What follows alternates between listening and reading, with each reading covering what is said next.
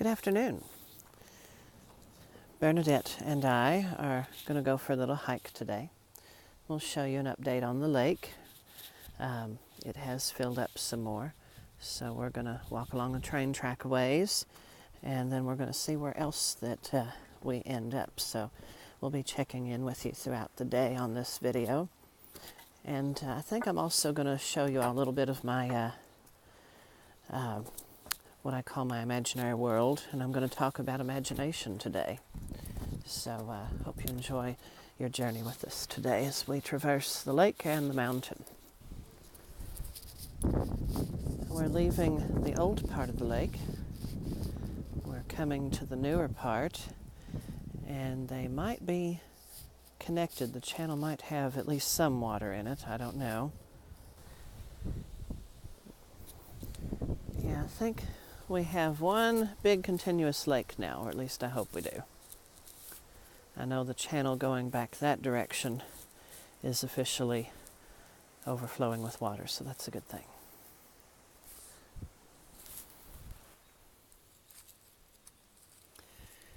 We're now past the St. Anthony Shrine.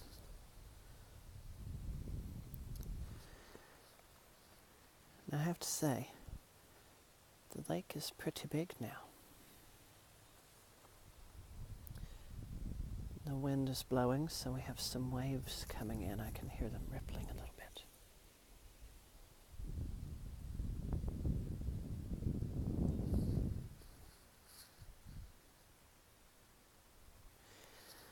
All right, well, we're going to keep a-walking. Now we'll talk as we walk. So I just want to talk a little bit about imagination today. And I want to show you and share with you some of what kept me going as a child and has helped me in my adulthood. Of course, y'all know that I'm almost totally blind, so certain things were kind of out of my reach, such as video games. And since I couldn't play video games as a child, I had to make up my own games, kind of like our grandparents had to do back in their time. So I used to imagine that this farm was an island, and it had dinosaurs and monsters and a volcano. And my best friend Anna and her brother and sister and I, we would have our little imaginary world on their farm, which was another island, and then my island farm, and I was the prince, Anna was the princess, and we lived in our little world of dinosaurs and monsters and things. And when I was a sophomore, junior in high school, Anna encouraged me to write down our stories of our childhood and our imaginary world, so I started writing a journal about it, and I still write in it to this day. And I discovered that thanks to that imagination,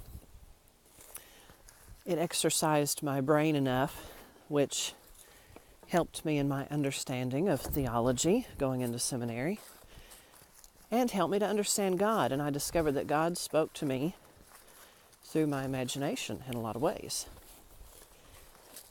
So I'm very thankful for that. And everything has a purpose, even our childhood.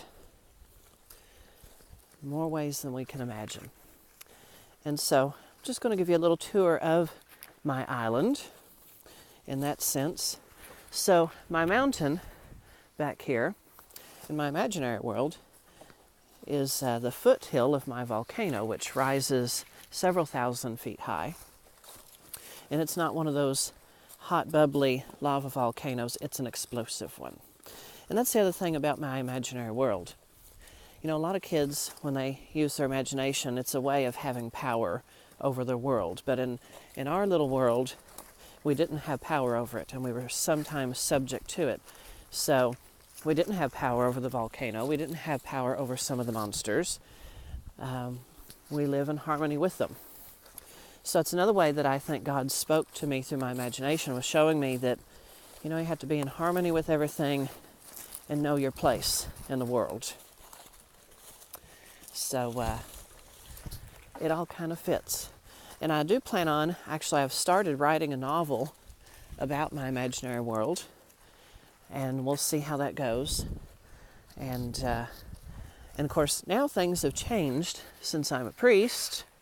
So when I write this story, I can't go at it as being the prince anymore. I go at it from being the priest, or since in that world I'm the only priest there. That's part of where my little nickname, the Patriarch of Caneyville, comes from, because I'm the patriarch of that imaginary world, in that sense. So anyway, just some religious humor there. But it's good to have a sense of humor. It's good to have a good and wild imagination. And the sad thing is, kids today don't have imagination like generations before mine, because everything is imagined for them in these video games and all this stuff. And I think that's why our kids don't show as much creativity as kids once did. So just something to think about. Well, we're going to keep traversing the lake and the mountain, and I will catch up with y'all a little later. Now Bernadette and I have arrived on the side of the mountain, and technically we're now overlooking the lake, but of course you can't see because of all the trees. And then we've called this field the wheat field, the high field, since it's on the side of the mountain. In my imaginary world, if you're looking up this way, you would be looking straight up at the cone of the volcano. And it would take up all of the horizon here. And a very large cone, not a perfect point on top. It's blown itself apart several times, so kind of eruptions like Mount St. Helens. That's how we always imagined it. And you're probably saying, well, if your island has winter, where are the dinosaurs? How could they survive? Well, we came up with a solution for that. The dinosaurs live in an underground city in the winter, which the volcano keeps them warm. And so they have crops and things down there. These dinosaurs are intelligent. They have larger brains, and most of them are vegetarian. And so they live underneath, and then they come out when it warms up in the spring. So in my imaginary world, there are 5 or 6 islands, and this one is stuck in a portal, so it's the only one that has seasons. The rest have what you all would call normal dinosaurs that are quite vicious and would rip you to shreds or charge you and all those kind of things. So this is a place that's reasonably peaceful. So you've got to come up with solutions to some of these seasonal problems and whatnot. But anyway, it's a lot of fun. And again, look forward to that novel someday. Well, now we're going to head up to the top of this field and then work our way up the mountain. So we've still got quite a ways to go. Now we're up here on the top of the field that we showed you a moment ago. And we made it through all the high grass, dead grass and weeds and things. But we just thought we'd show you this overlook up here.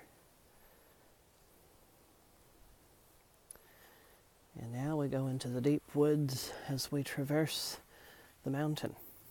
And then another part of my imaginary world that's very important is off in that direction, almost on the side of the volcano, is where Mothra sleeps. So if you ever watched any of the old Godzilla movies, the giant moth, Mothra, it was part of our world too. So it sleeps there and protects the island from aliens and other kind of things. You never know. There could be anything, dragons or other monsters that could try to come and take over. And we just don't have time for that. So, all right, we will catch up with you all as we get up on top of the mountain. Well, we're up here at the St. Michael Shrine. We've made it up here to the top of the mountain. And now we're looking down over the Empire. Whew, I'm a little bit tired. That was quite the hike up here. It is steep once you get to this trail. But it is absolutely beautiful up here.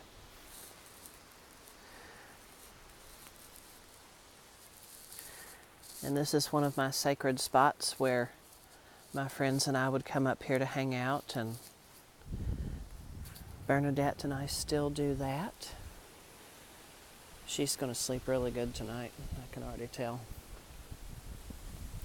Well, we will catch up with y'all later. I'll be praying for you all, and I might see you all when we get on the train here in a little bit.